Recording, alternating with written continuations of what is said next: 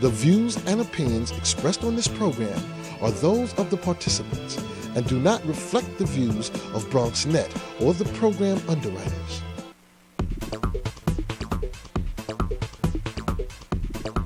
BronxNet. Your voice, your views, your vision. Hello and welcome to Open, the one and only show that opens the Bronx and the rest of the world right to you. I'm your host, Sylvia Anglin, and today we'll update you on what's happening in and around our community and the world. First up, in the midst of the holiday season, it's easy to get carried away with spending, and America's Money Answers man will join us with tips from his new book on managing your finances. Next, we'll answer the question, can there be peace with justice after genocide? And hear about a panel discussion to promote human rights in Guatemala. After that, with continued violence in our community, two groups are joining together to call for peace in the Bronx. And we'll hear from one organization that is doing its best to spread joy and optimism across America, one slice at a time. Plus, we'll sit down with a local artist giving up and coming artists an outlet to display their work. And finally, we'll hear from a group fighting for equality in the Bronx. So stay tuned. All this and much more is headed your way because we are now officially open.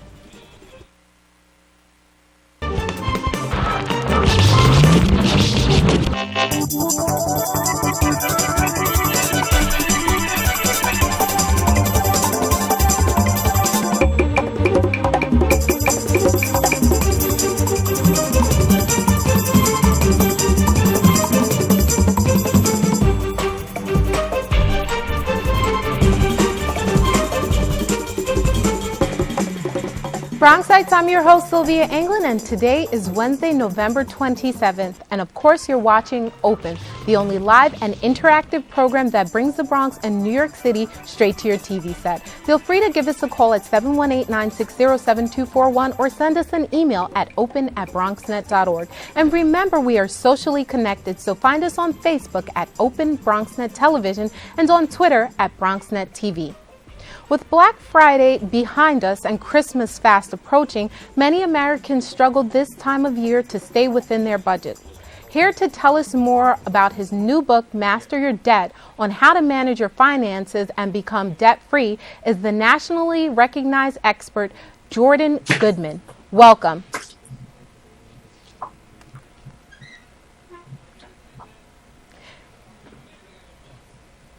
We seem to be having technical difficulties. We have Jordan on Skype. He should be coming up shortly. So his book talks about managing your debt, and a lot of people during this holiday season will open store credit cards and put themselves in undue debt. If you have a budget set at $500, you need to manage your budget correctly. And Jordan is going to give us some tips, not only from his new book to help us get through the holiday season, but to also plan correctly during the course of this year. So when we come back from break, we'll have Jordan up online. So stay tuned and stay in your seats.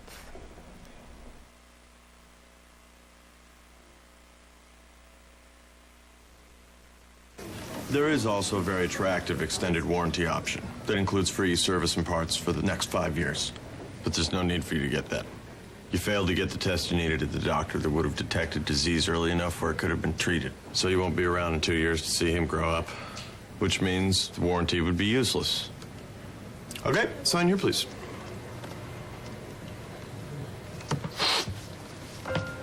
For a list of tests every man should have, go to ahrq.gov. Welcome back. We should have our financial expert here on Skype. Jordan? Hi, Sylvia. Nice to be with you. Hi. How are you doing? Great to be with you. So Black Friday, we just passed Black Friday and we just passed Cyber Monday. With Cyber Monday, does it really make any sense anymore? Because people buy online all the time. Well, over the 4-day series of days, about 40% of Christmas sales were done online. And that's growing all the time because people can get really good deals. They don't pay sales tax. They can get it shipped to them in many cases for free or very low cost. So more and more people are buying things online for sure. So maybe it isn't just Cyber Monday. I mean, yesterday was a big day for sure. But in many cases, you're right. It's not just one day anymore. So I was talking before about a lot of people opening store credit cards and Yes. going over their budget as far as the holiday season is concerned. Sometimes you say, okay, I'm going to spend $500. $500 is my budget.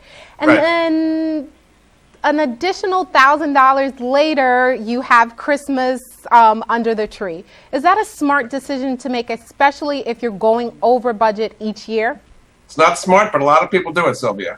There's a recent survey that 40% of the people who are buying Christmas gifts know in advance they don't have the money to pay the bills when they come in, but they're going to buy it anyway. So that's the American system, I guess, right now. I mean, just what you saw the last 4 or 5 days, overall sales are up about 12% from last year. Online sales are up 27% from last year. So people are definitely in the spirit right now, even if they don't have the money. In many cases, people's incomes have stayed the same or gone down, and yet their expenses for other things, even separate from gifts, things for food, gas, taxes, healthcare, tuitions, all these things have been going up at a pretty fast rate. So that's why people are going into more and more debt to make up the difference, because they don't want to be, they don't want to say no. It's instant gratification in society. Everybody wants things now, I guess. So I'm curious to know, what are the small tips that one can practice regularly to stay on budget? Are there specific things we should be doing? Should Sure, we lots of maybe things. writing down our expenses, how much we're getting in and how much we're sending out? First thing is just to track it. A lot of people have never tracked it. Do you track your own spending, Sylvia?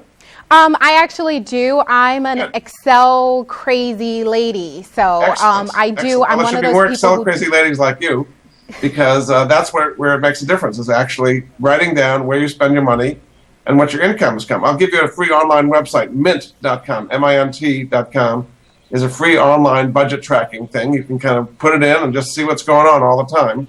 So that's the first step, just to actually know what's happening, which is a big step for a lot of people, because most people have no clue what's happening. The second thing is to get good credit cards, because you don't have to be paying 21, 25, 29%, these ridiculously high interest rates on credit cards at all if you have decent credit. I like to give out free websites, if that's all right with you, Sylvia, to help people actually implement this advice. Definitely. There's a website, for example, Credit Card Perks, PERKS.com, that all the best deals are on there in one place. Depends if you want frequent flyer miles on an airline, or hotel points, or maybe cashback rewards, all kinds of different things, but you got to pick the best card for you. And there are also long-term, low-interest credit cards, which you can get anywhere. They happen to be based mostly in Arkansas. They have rates of like 5 and 6% long-term, where you can get a good card there. So creditcardperks.com is a way of kind of getting control of not having these incredibly high interest rates. If you're paying 25 or 29% on a credit card, and you're making the minimum or a little bit more than the minimum payment, you're making almost no progress on the principal. You're just paying interest for your whole life, and that's not going to get you ahead. It's kind of being on this endless treadmill that you kind of never get out from. So that's one thing that can do, is get better credit cards. As far as talking about credit cards and interest rates, a lot of people don't know that they can, at some point during their credit card debt, they can renegotiate their interest rate with their credit card company. Do a lot of people overlook this fact? Is this something that most people just don't get or don't take advantage of? Most people don't, and you have to have good credit. In order to get lower rates, you're going to have to good credit. If your credit is not good, then the bank will not renegotiate with you. And the credit card perks.com I was just mentioning, those are for people who've got decent credit. I would say like 650 or higher credit score, you're going to be able to qualify for better rates. But if your score is 600 or below, you have no leverage to get a better rate on something like that. Now, in a case like that, if you have a lot of low interest, high interest credit card debt with a low credit score, the best solution may be go to a nonprofit credit counseling organization, because what they'll do is consolidate all your different high interest credit cards into one payment at a lower rate, typically like 6 or 7%. You make one payment to them, they pay the creditors, and you can get out of debt. Your payment is actually going towards principal instead of just paying interest the rest of your life. And I'll tell you my favorite national nonprofit group. It's called Cambridge Credit Counseling, and their website is cambridgecredit.org. They also have a phone number, 800-897-2200. They're currently helping about 1 million people in exactly that circumstance. Very high interest credit cards, not making much progress in the principal.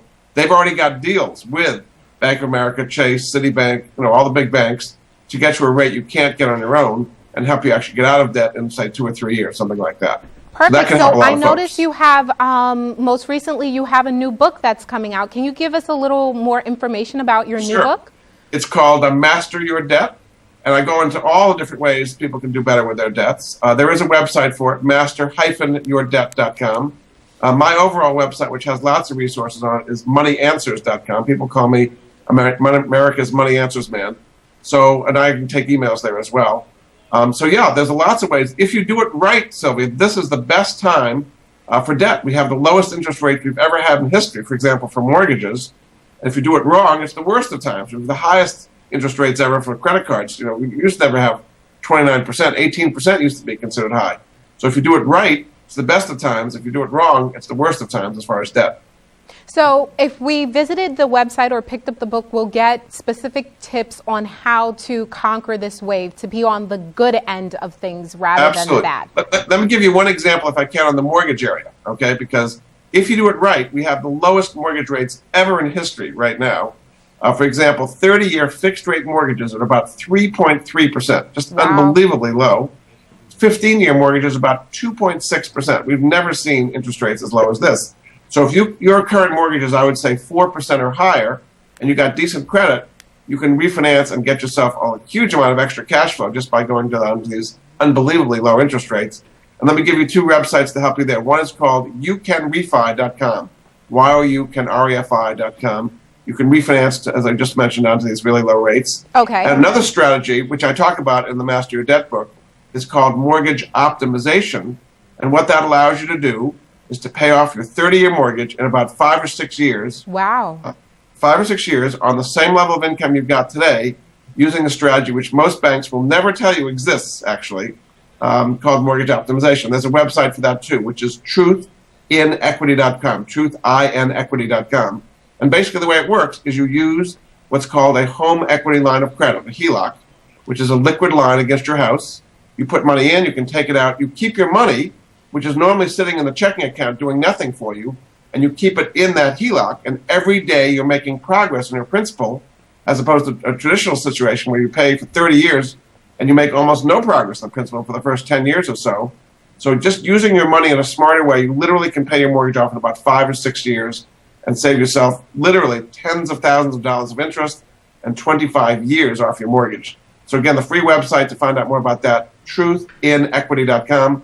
What you do is you fill in what's called a personal profile, where you put in all the numbers that apply to your situation. Okay. And then they'll see if it works for you. So I just saved you tens of thousands of dollars. I'm going to log on as soon as I get off the set. So if people at home are interested in finding out more information or reaching out to you to find out how can they truly save and get out of debt, what should they do? My website is moneyanswers.com, and I do take emails there. And I've helped lots and lots of people over the years because there are these resources like what I've mentioned. You can get better credit cards. You can pay off your mortgage much faster. You can get help with the credit counseling we talked about. There's lots of really great resources that can help people.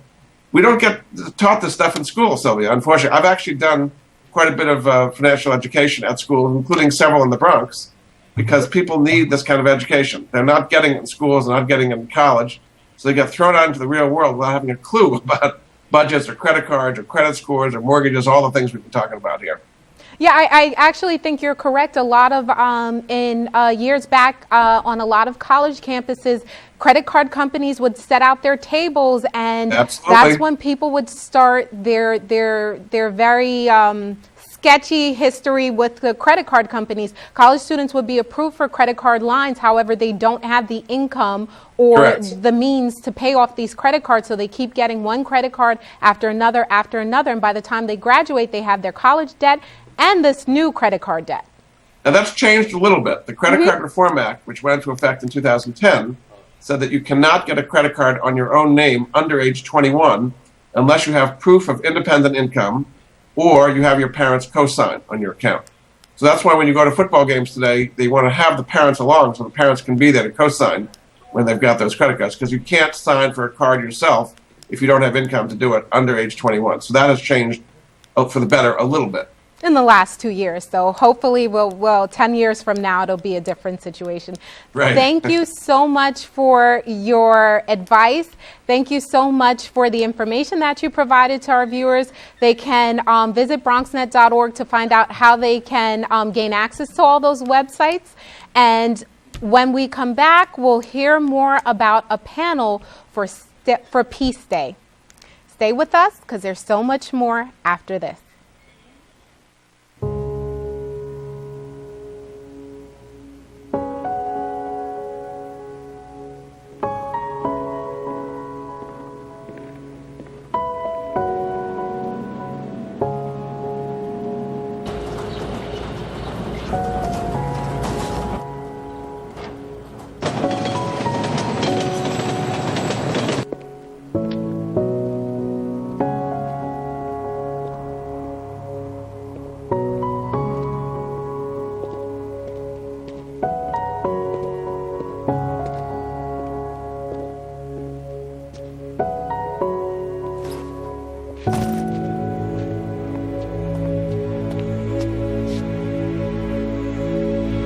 Welcome home, man.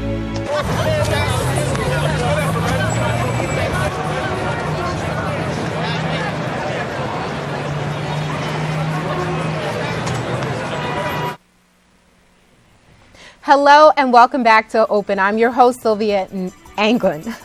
Up next, we'll be speaking to a guest about a panel discussion today at Lehman College to spread awareness of the ongoing crime and torture that is taking place in indigenous communities and discuss how human rights laws should be properly implemented. Here to give us more information on the panel, Guatemala, Can There Be Peace with Justice After Genocide, is Yale Law School professor and speaker Andre Anzat. Welcome. Hi, thank you for having me here. I also want to thank Professor Victoria Sanford from the Center for Human Rights and Peace Studies over here.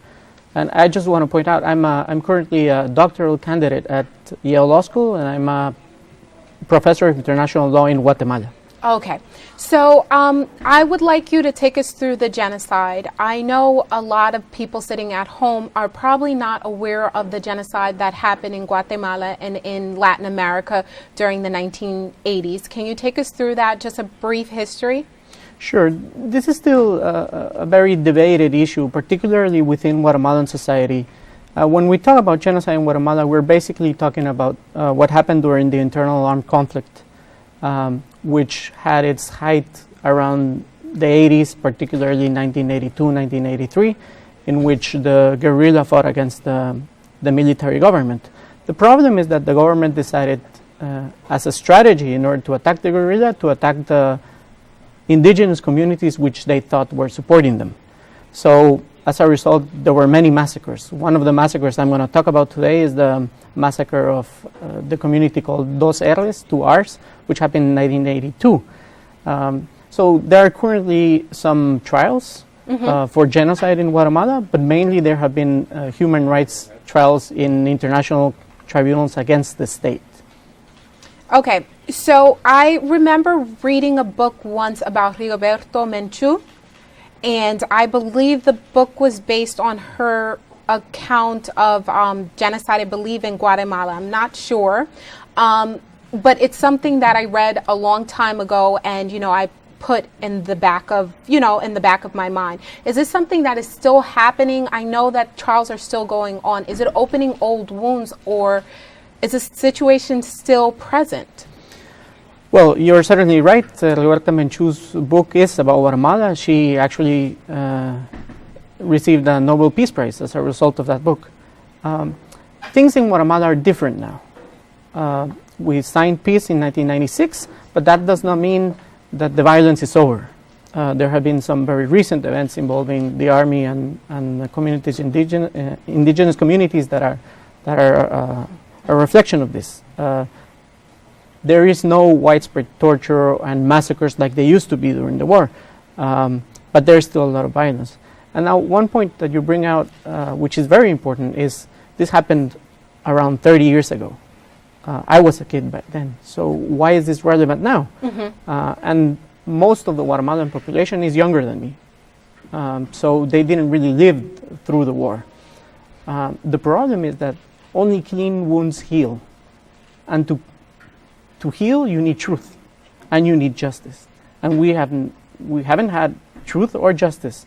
So the wounds are still there, and they are creating problems so that they generate the violence that we have now. There is the saying that the violence you condone generates the violence you condemn. And because we have condoned that violence, the death squads, the people that are used to killing, they're still doing it, but in a different manner. So now you have gangs, now you have drug dealers, and you have death squads. I was going to say, aren't also part of this genocide, this conflict that was in Guatemala, or that still exists to some extent in Guatemala, there were a whole bunch of mass graves and people who have gone missing. Has there ever been any resolution? We tell the story, but how do we take the story to the next step? Have people been brought to justice? Have people been named as, you are an accuser, you are guilty of this? There are some cases. Currently, the head of state at that time, General Rios Montt, is facing criminal prosecution for genocide. There have been some other cases in Spain. There are some currently in the United States. The issue you bring about forced disappearances, I think it's one of the most important. The term desaparecidos was actually coined in Guatemala. There were more than 20 or 30,000 desaparecidos during the war. The problem is that our current foundation, our current democracy is founded on bones, because these people have never been found. Their families are still looking for them. They don't have a place where they can bury them or at least visit them. So that's what we need. We need truth in order for these wounds to heal. That's very, very telling. So this panel discussion here today at Lehman will discuss what exactly regarding Guatemala? Well, today we'll discuss the role of international law within national communities in order to bring those accused to justice. We'll also discuss the role of international crimes, amnesty laws, statute of limitations, and how international courts and national tribunals can work together in order to finally consolidate a democracy and peace that responds to international human rights standards. I was actually going to point out, how does the international law take care of or punish those who have been guilty of these the genocide? Because a lot of times I know it takes years and years and testimony and people working separately from the government and from the tribunal to bring people to justice.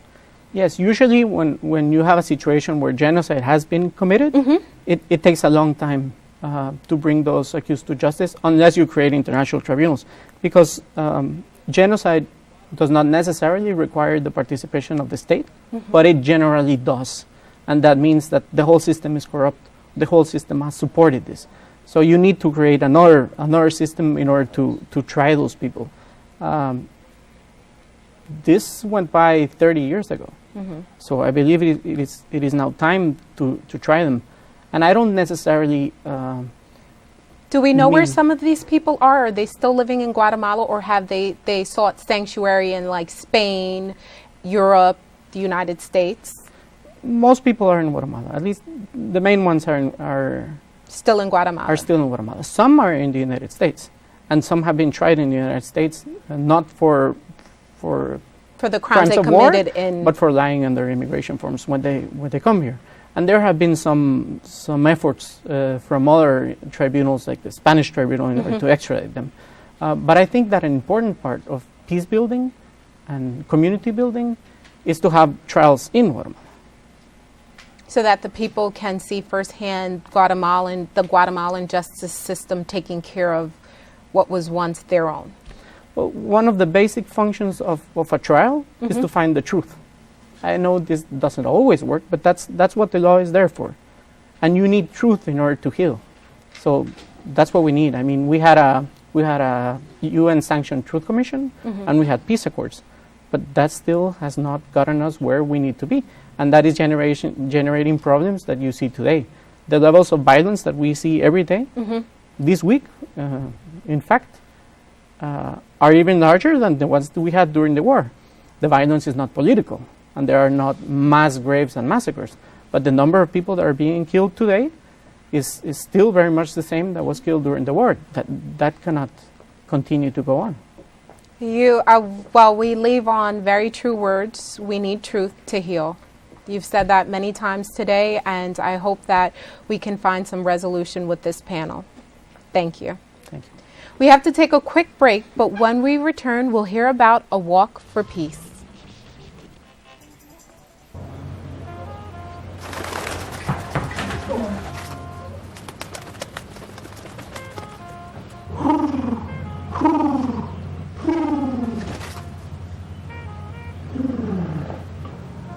Be free. Nice, Dad. Nice, Dad. Nice. Charles! Nice, Dad. You don't have to be perfect to be a perfect parent. There are thousands of siblings in foster care who'll take you just as you are. So here are the keys. Congratulations, it's officially yours. I'm sure you'll have many happy years here. Except for you, because you'll be gone 3 years from now, struck down by the same disease that got your father. So you won't be around for them. And sadly, it could have been detected early with a simple test, but you didn't have it. Okay, who wants to check out the backyard? For a list of tests every man should have, go to ahrq.gov. We can all be energy savers. It's easy. Turn off lights. Use energy-saving light bulbs. And turn off electronics and appliances when not in use. Make a change and we can really fly. Learn more at energy.gov/kids. G-Morning, sunshine. Wakey, wakey. Text me. Are your parents home later? We can hang. LUV, love you. JK. Holla back. Holla back. Holla back. Are you with your friends? That's lame. We're in a huge fight right now. XO. What'd you dream about? Something I did. Are you on your way to the mall? I'm lonely. Nude pics. Send me some. Text me.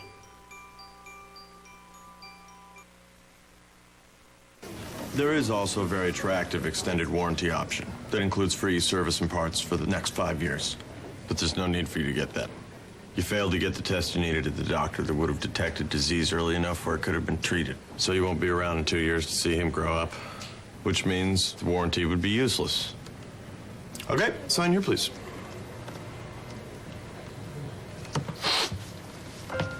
For a list of tests every man should have, go to ahrq.gov.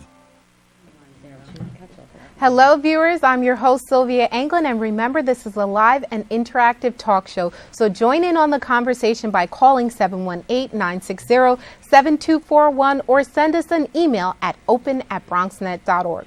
With all the recent violence in the Bronx, the King of Glory Tabernacle and the Groundswell Group have come together to host a walk, calling for peace. Here to tell us more about the walk and where to go to participate in the event is event organizer Pamela Lindsay and executive director of the Groundswell Group, Reverend Addie Banks, and also Reverend Hyacinth Stevens. Welcome. Thank you. Welcome, ladies. So, if you pick up a newspaper, turn on your newscast, a lot of times you can hear 2 or 3 stories coming out of the Bronx about gun violence, random street violence that's happening here in our boroughs. Why this walk and why now?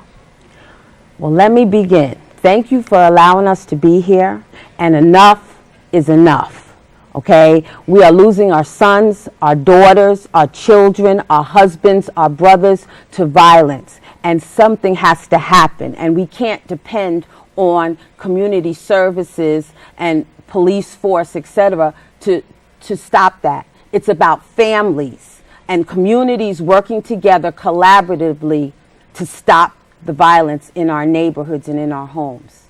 So we're taking it to the street because there are tools that we can use. We know that conflict is inevitable, but we also know that conflict is a motor for change. And so we're going out to the streets to say that we can stop the violence. We have tools that we can use, and they are available, and the Groundswell Group is about getting that out.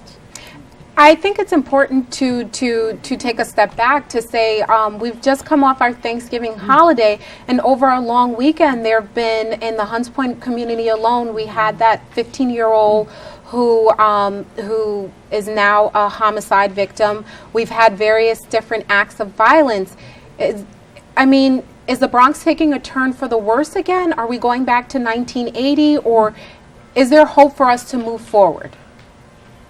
I think there's definitely hope for us to move forward. One of the other initiatives that we've put in place is an after-school resource center that begins to look at how do we stop the cycle of violence in our children, changing their mentality, the way they think about solving problems. It starts with our youth, and that's why the family system is so important. With our family deteriorating, we're noticing those values about how do we solve conflicts, how do we deal with our emotions without picking up a gun or joining a gang to say this is our new family and this is the way we're going to take on dealing with violence. But instead, finding some other ways to say internally, there are going to be conflicts. But what are we going to do to value other lives? But we got to start with valuing our own life. And so I think that the Bronx still has hope, and this March for Peace is that time to say there is hope for us in the Bronx. Absolutely. Let's gather together, let's rally, let's stand up for what we believe in and see the turnaround again.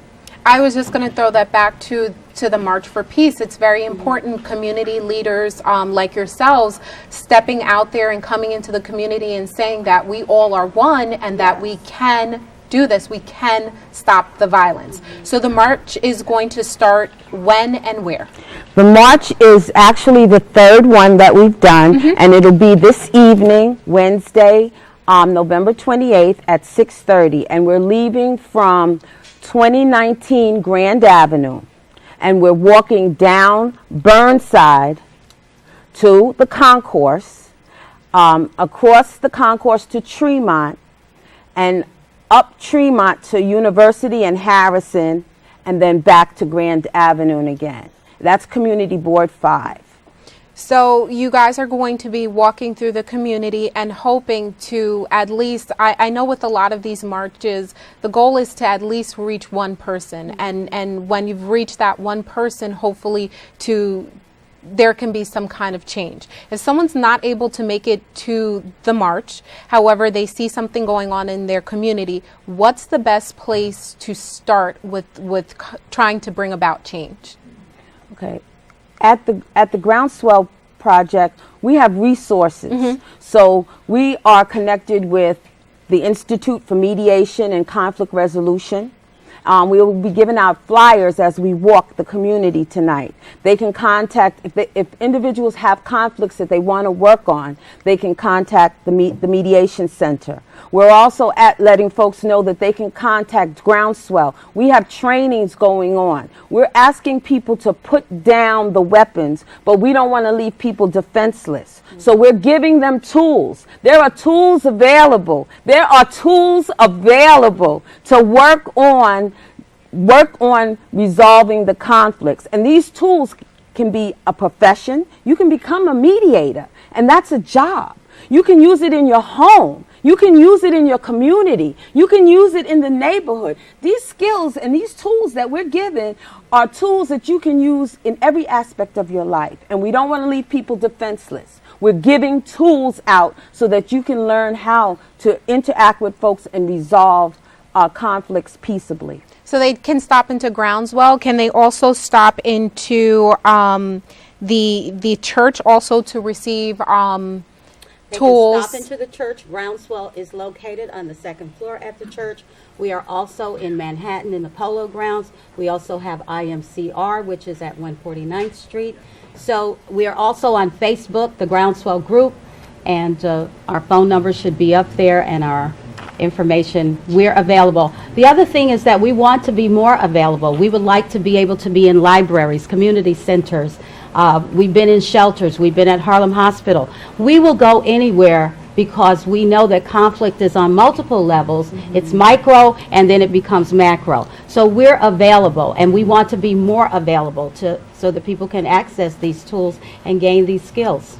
So tonight we're telling people that there is a Call for Peace walk that's happening this evening, and it's departing from the Olive Branch Hall, and it will be going up Tremont Concourse. So we're encouraging people to stop the violence, as Pamela's shirt says.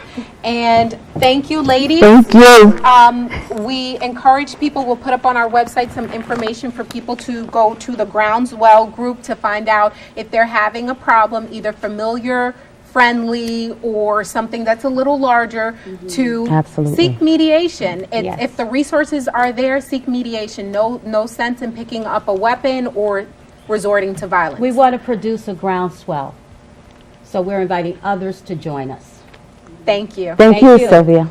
Stay where you are. There's more open when we return. Thank you, Pamela. So here are the keys. Congratulations, it's officially yours. I'm sure you'll have many happy years here. Except for you, because you'll be gone 3 years from now, struck down by the same disease that got your father. So you won't be around for them. And sadly, it could have been detected early with a simple test, but you didn't have it. Okay, who wants to check out the backyard? For a list of tests every man should have, go to ahrq.gov.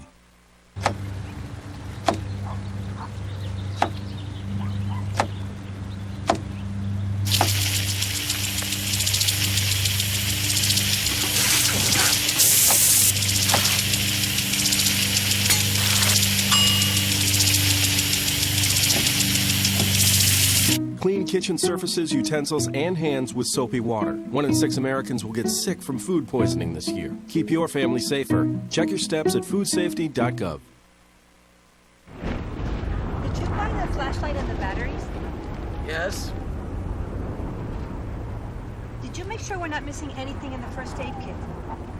Yup.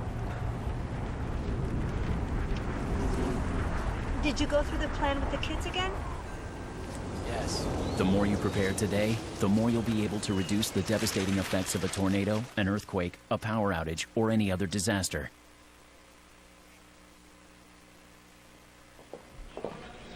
Welcome back. I'm your host, Sylvia Anglin. A Slice of Hope works to spread joy and optimism to the community and to end the cycle of homelessness. And homelessness is not done through pizza parties. Solving this situation is done through pizza parties with live music to give people strength to fight on during the hard times. Here to share more about the organization is Obaid Kadwani. Obaid Kadwani, yes. Obaid Kadwani. And you told me that, and I still got it wrong. It's totally okay. It's a very usual name, don't you think? Yeah. It's like... How are you doing, Sylvia? Nice to be on set. I'm good. So can you tell me about this Slice of Hope? Where'd the concept come from? You know, it began as a grassroots concept back in 2007. Mm-hmm. We have a small nonprofit. We said, let's make a difference in one person's life. So I grew up in the Bronx. I still live in the Bronx. I have a home in the Bronx.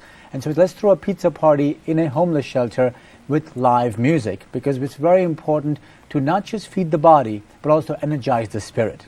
Mm-hmm. So we did that. We approached the shelter. We had to convince them it was a good idea. And once they agreed to do it, it was a great idea. Because, you know, let's first start with just picturizing these pizza parties. Mm-hmm. You can imagine the stacks and stacks of good hot pizzas rolling in, and we have live musicians playing. Either some shelters we have cellists, some shelters we have DJs, sometimes we have a drummer, and everybody is excited, and then the pizza it's a complete pizza party. And it gives people a moment of hope, gives them a good memory. And if you've had a very, very bad day, when someone actually makes you smile, it makes you feel lighter. And when you're going through such hard times, that happy moment, that idea of someone caring enough about you just to make you happy, to give you the strength to fight on, makes a big difference. That's actually beautiful. So pretty much this organization takes donations in to buy the pizzas. But how are the people who are who are the recipients of the pizza, how do they feel? Is it a life-changing experience? Do you hear people say, like, thank you so much? You know, most of the time people overlook me, but I'm here. I want to be noticed. That's an excellent question, and the answer is absolutely. We have letters from many of the homeless shelters. The directors take these comments from the shelter guests and send it to them. We actually have a person in Philadelphia where we also throw a party, and this person had emailed us and said, hey, I want to be part of the Philadelphia party. And we said, absolutely, sure, why not? Turns out that she used to be a resident in the actual shelter. Oh, wow. And she'd gotten out of the shelter, and then unfortunately she got sick with multiple sclerosis, MS. But she still wanted to give back, so we made her the party host, and she actually came there. She raised donations from among her job, and then she came and she said, you know what, I want you to understand, we have nothing else. There's nothing else on our social calendar, nothing else that's done just to make us happy, to care about just giving us that moment of joy. And that's what A Slice of Hope is about. A Slice of Hope, what we do is, for 1 week every June, we throw pizza parties with live music in homeless shelters, missions, and kitchens all across the country now.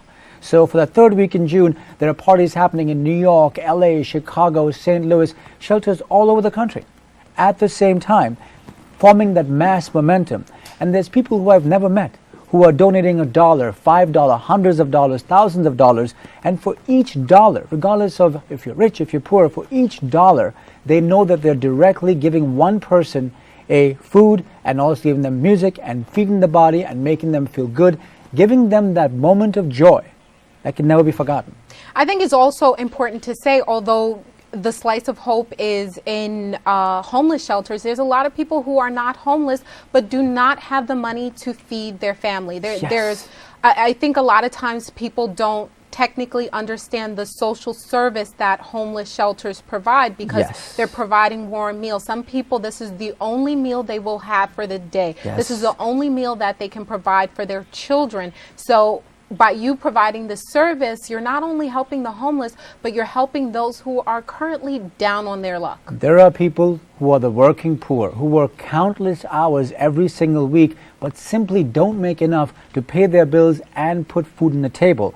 And that's why on our website we have actual pictures and video from these actual parties, which are very joyous affairs, and you'll see there is no one stereotype of who is in these shelters, missions, and kitchens. You have your grandfather and grandmother, you have moms with babies, you have immigrant families, you have every demographic possible, everyone. You have veterans, you have everyone there.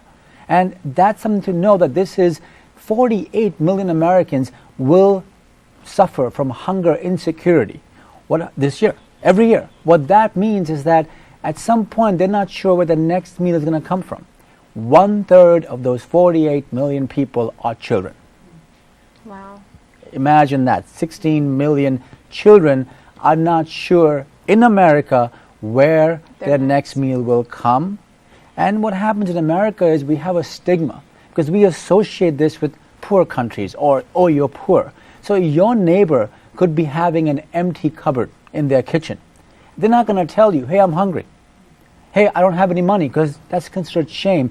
And that's part of why we photo document and we have the pictures and videos, so you can see it could be all of us, could be any of us, it's your neighbor. And this project brings Americans together all across the country. It makes neighborhoods out of America, which is why it's spread so much on a totally volunteer grassroots basis of the past 6 years. And this year what we've begun to do is also do fundraisers, so that we can, when we do our project, we can actually expand it as much as possible. We have one coming up actually on December 12th at a Manhattan Lounge, Columbus 72.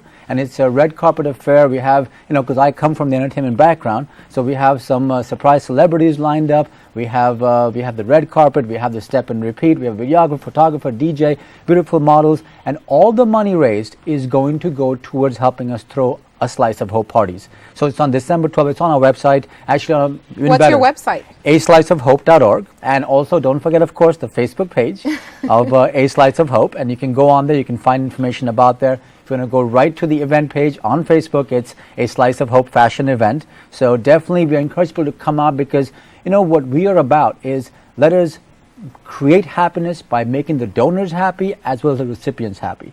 So here you get to come, party, hang out, and the money you're raising is going to help people that could also become happy. And that's what's about one person at a time becoming happy, a direct connection.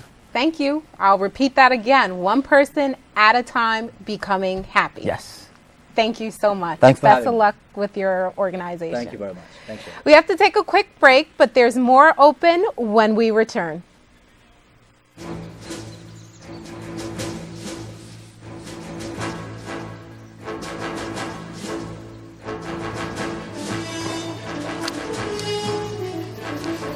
This is so cool, Dad.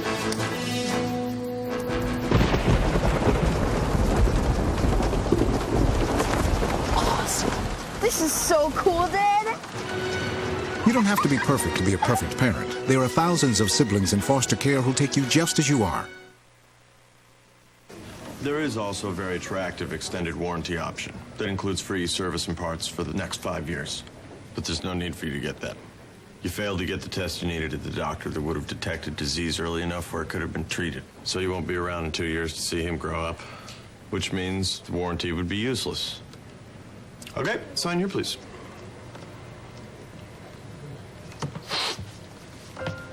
For a list of tests every man should have, go to ahrq.gov. Welcome back. I'm your host, Sylvia Anglin. Bliss on Bliss Studio offers local up-and-coming artists the chance to showcase their work without the heavy costs. Here to tell us more about the studio and how to display your art and get involved is Jed Marino. Welcome, Jed. Thank you, Shirley. Thank you for the opportunity to be able to speak out here, and also thank you to Dave Brodsky. Yes, it's an artist-run space in Sunnyside, Queens. I'm a painter and a printmaker, and a year ago, my wife and I, Carolina, decided to open the space to local artists to showcase and to be able to network, as the events go on. So it's interesting because a lot of times artists don't, they have these wonderful pieces, but they don't have an open space to display them in. And art can come in many different forms. It can be in the media form, it can be in the textile form, it can be in the traditional, pen, paper, or paint and canvas. What does your studio offer to these artists?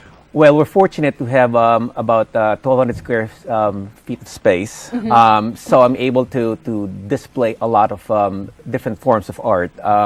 We recently had light installations. We have music going on. We have the traditional painting on canvases, but we also do sculptures, and we do a lot of other events like poetry, film showing, and So it's a great space. I'm curious to know, how long does the art stay as an installation at your location? Well, I've done over the past year monthly events, and I think going forward, I'm going to change a little with my planning and probably have it up for about 3 months.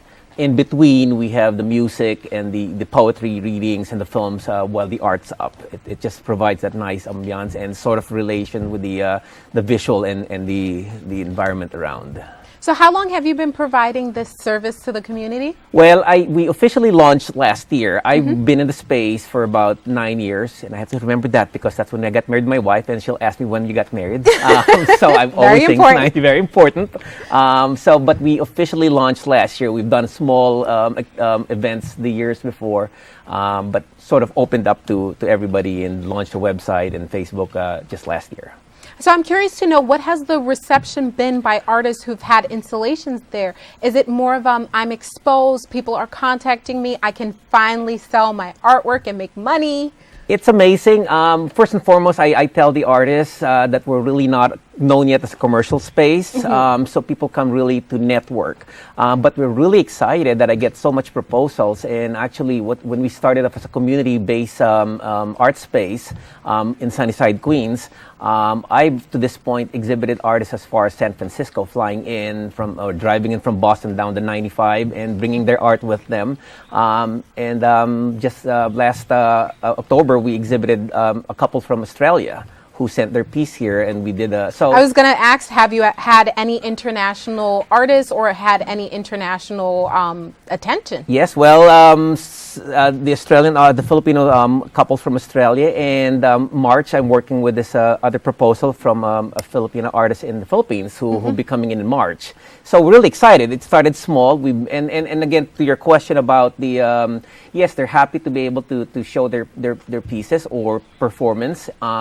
And to network and meet other, we've seen photographers working with musicians and talking and coming up with collaborations, and it's exciting that all of those things happen in our space. So I'm curious to know, if I'm an artist and I'm interested in getting into your space in Sunnyside, Queens, what do I have to do? Well, send me the I look at your proposals, meaning what you want to do, your artwork. I'm a painter by trade. I don't really have any curatorial, but visually I do. But I do discuss. I have a group of friends who we discuss the artwork, and we want to know we're going the right direction. So we have discussions. I usually look at people's works, and sometimes I'll see other people's work and I'll say, oh, there's a connection. They're doing sort of the same thing. The process is the same, or they have the same thread. And then I start a discussion, and they say, do you see this person's work? Do you want to work with us? We do a show or something like that, and that's how it usually evolves. So it's a creative and open process. It's a creative So and if open. someone's interested in getting in contact with you, what should they do? They can email me at bliss@blissonblissstudio.com, or find me on Facebook, which is the Bliss on Bliss Studio Facebook page. And then we'll take it from there. Great words. Thank you. We have to take a quick break, but there's more on Open when we return.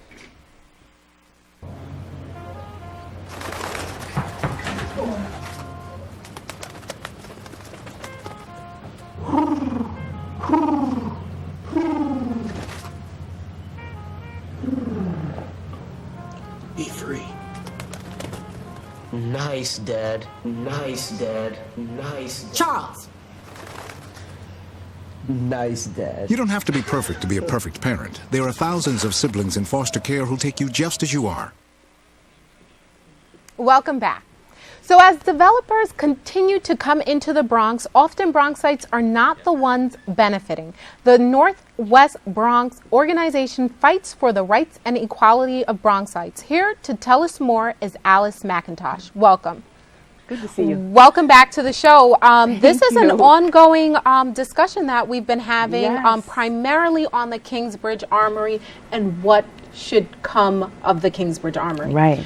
Can you give me a little background on the Kingsbridge Armory? I'm sure there's some Bronxites who don't know what's going on with the Kingsbridge Armory, and they need to be brought up to date.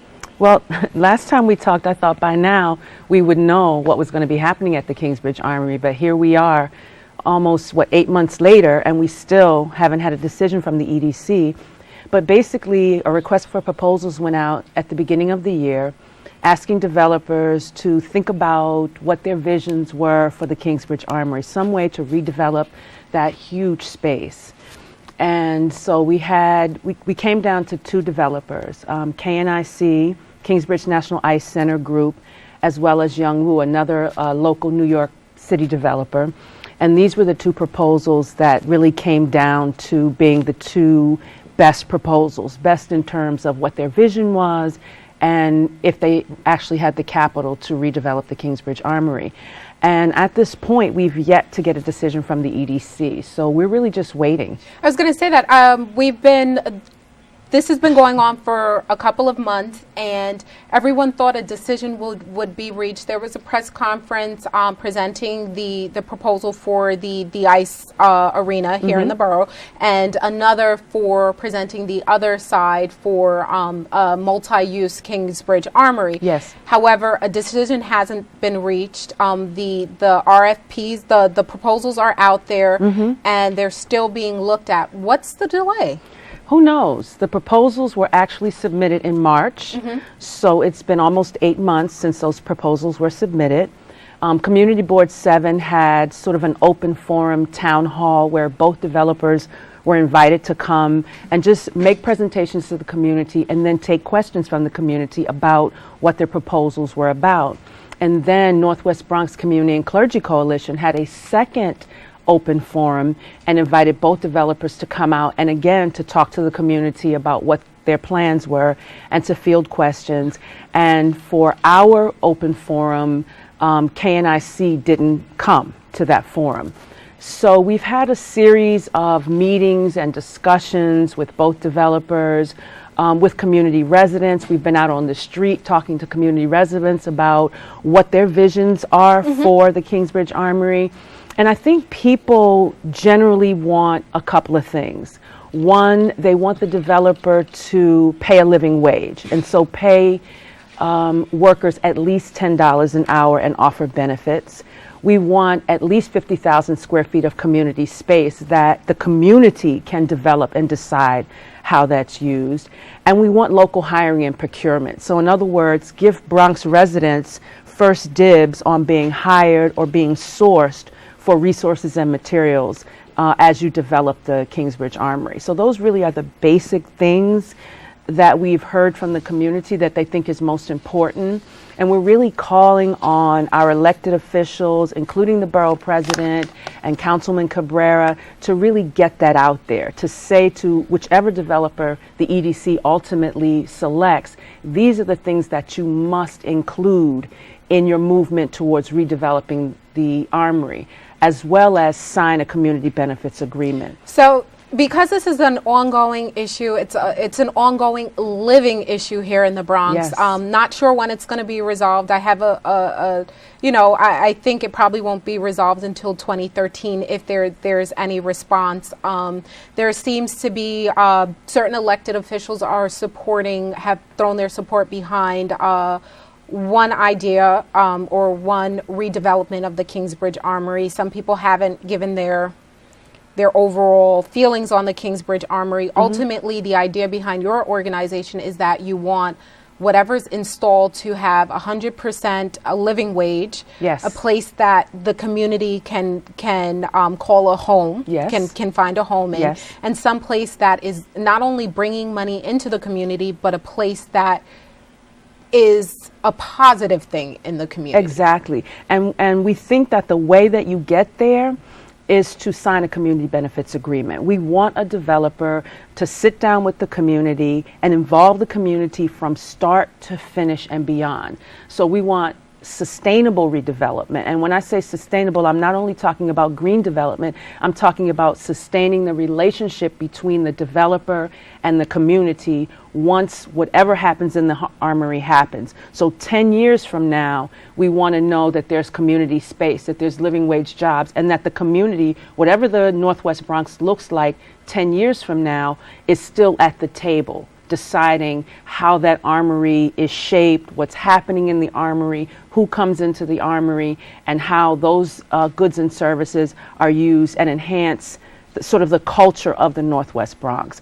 And that's what we think is most important, regardless of which developer is chosen. So we were a little surprised that the borough president came out and supported KNIC without really hearing or having the voice of the community up as a part of that process. And we're not for or against either of the developers necessarily. We don't think that either of the developers is really perfect for our community, but we think that the developer that steps up and says, we are willing to involve the community from start to finish, and we are absolutely willing to sign a community benefits agreement, that's the developer that we'll support. So in our process to finding who will be the next residents of the Kingsbridge Armory, yes, we'll meet with you throughout the year until a decision is reached. Hopefully by the next time we meet, a decision will have been reached and we will be on our way to the redevelopment of the Kingsbridge Armory. We'll see. Thanks, Alice. Thanks for having me. It's been a pleasure coming into your homes. We'd like to thank our guests for joining us and especially you, our viewers, for tuning in. You can catch the Recable cast tonight of Open at 10 p.m. on Channel 67 or watch anytime on the web at bronxnet.org. Once again, we remind you to keep your hearts and your minds open.